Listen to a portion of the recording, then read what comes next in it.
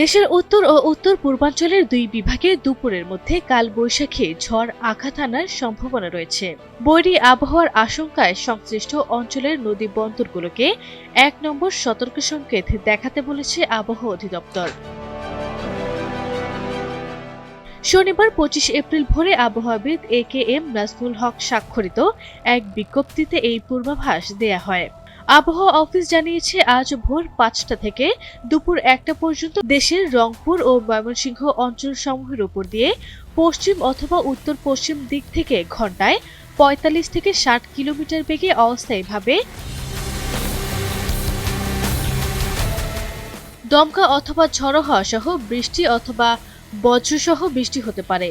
ঝড়ো হওয়ার প্রভাবে নদী বন্দরের স্বাভাবিক কার্যক্রম বিঘ্নিত হতে পারে বিধায় এসব এলাকার নৌবন্দর সমূহকে ১ নম্বর সতর্ক সংকেত দেখাতে বলা হয়েছে।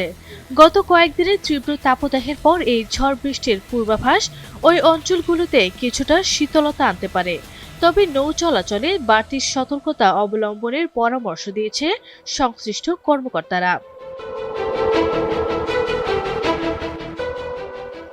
আরভি ইসলাম হিমু, NTV অনলাইন।